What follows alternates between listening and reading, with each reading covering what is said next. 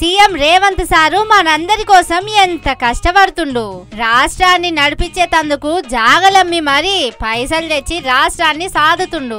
ఎంతమంది ఉంటారు చెప్పుండ్రి ఈ సొంటోళ్ళు. కేసీఆర్ సారు సర్కారు ఉన్నప్పుడు టీజీఐఐసి నుంచి 1,75,000 ఎకరాల కంపెనీలు పెడతందుకు జాగలను సర్కారు దగ్గర పెట్టింది.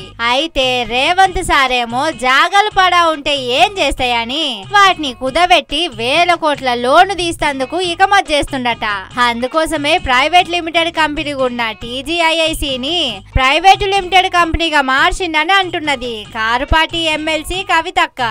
ఈ జీవోలో ఏం చెప్తుందంటే ప్రభుత్వము ఇప్పటి వరకు Telangana state industrial infrastructure corporation అనేటటువంటిది ఒక ప్రైవేట్ లిమిటెడ్ కంపెనీగా ఉన్నది. ఇప్పుడు దాన్ని రేవంత్ రెడ్డి గారి ప్రభుత్వం నిర్ణయం తీసుకొని పబ్లిక్ లిమిటెడ్ కంపెనీ కింద మార్చడం జరిగింది. ఇంకా 1,000 కోట్లు ఎక్కువ రుణాలు తీసుకొచ్చేటటువంటి అవకాశం ఉంటది. మొత్తం తెలంగాణలో ఉన్నటువంటి 1,75,000 ఇండస్ట్రియల్ ఐడెంటిఫైడ్ భూములు ఏవైతే ఉన్నాయో వాటిని అన్నిటిని కూడా స్టాక్ ఎక్స్చేంజ్ లో కుదవబెట్టేటటువంటి అవకాశం వస్తుంది. అందుకోసమే ప్రైవేట్ లిమిటెడ్ కంపెనీ ఉన్నటువంటి టీఎస్ఐఐసిని ఇలా పబ్లిక్ లిమిటెడ్ కంపెనీగా రేవంత్ రెడ్డి గారు మార్చడం జరిగింది. టీజీఐఐసి ప్రైవేట్ లిమిటెడ్ కంపెనీగా దొంగసాటుగా మార్చడెందుకు? తెలంగాణ జాగలను ఏకంగా స్టాక్ ఎక్స్చేంజింగ్ లనే కుదబెట్టి లోన్లు తీసేందుకు కాదా అని అంటుంది. 16 నెలల్లో 1,80,000 కోట్ల అప్పు చేసిండ్రు. పోనీ అప్పులతోటి ఏదన్నా ఒక్క పథకం చక్కగా నడిపించిరా అంటే అది లేదు, అభివృద్ధి లేదు. అప్పులు తెచ్చి కాంట్రాక్టర్లకు ఇచ్చి కమిషన్లు దోస్తుండని మండి పడుతున్నది కవితక్క.